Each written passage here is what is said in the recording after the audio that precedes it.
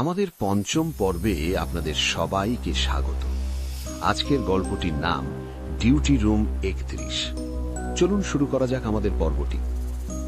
2019 সালের শীতকাল। উত্তরবঙ্গের এক সরকারি হাসপাতালে ইন্টার্নশিপ করছিল সায়ন। জায়গাটা ছোট, শহর থেকে একটু বাইরে। দিনে ভিড় থাকলেও রাতে হাসপাতালটা অদ্ভুতভাবে ফাঁকা হয়ে যেত।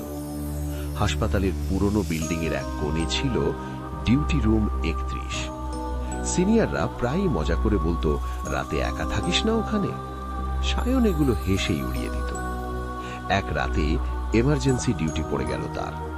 বাকি সবাই অন্য ওয়ার্ডে ব্যস্ত, তাই তাকে একাই থাকতে হলো রুম 31-এ। রাত তখন প্রায় 2টো।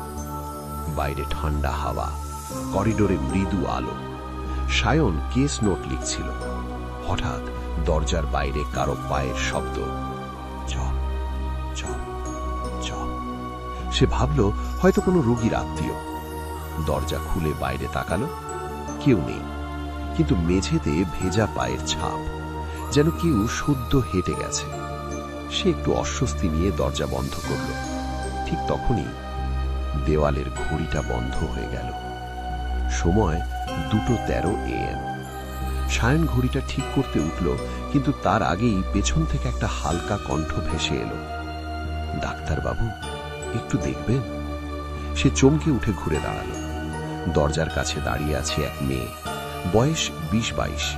সদা হাসপাতালের গাউন, চুল ভেজা, মুখ ফ্যাকাশে। সায়ন স্বাভাবিক হবার চেষ্টা করল। কি হয়েছে? মেয়েটা ধীরে ধীরে বলল, শ্বাস নিতে পারছি না। সে এগিয়ে গিয়ে স্টেথোস্কোপ নিতে গেল। পেছনে তাকিয়ে বলল, বসুন এখানে। কিন্তু চেয়ারটা খালি, মেয়েটা নেই। সায়নের বুক ধড়ফড় করতে লাগলো। সে দরজার দিকে দৌড়ল। করিডোর ফাঁকা। হঠাৎ ডান দিকের শেষ রুম থেকে একটা শব্দ এলো, খক খক। সে ধীরে ধীরে এগিয়ে গেল। রুমের দরজায় লেখা বেড 13 ক্লোজড।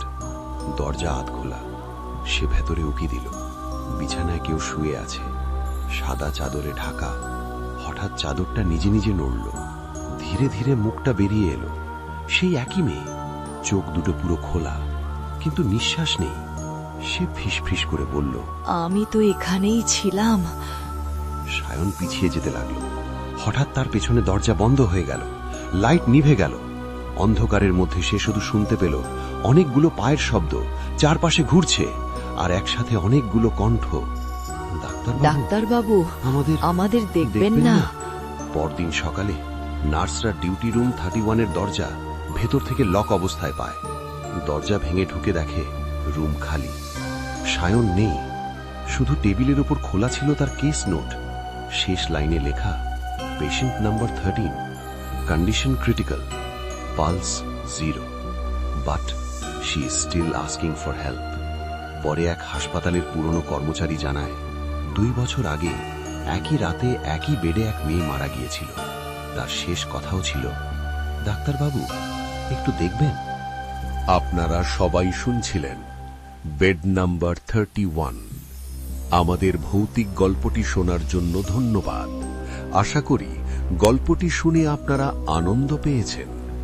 আরও গল্পের জন্য অনুগ্রহ করে আমাদের চ্যানেলটি সাবস্ক্রাইব ও ফলো করুন। আরও গা ছমছমে গল্পের জন্য সাথে থাকুন। ধন্যবাদ।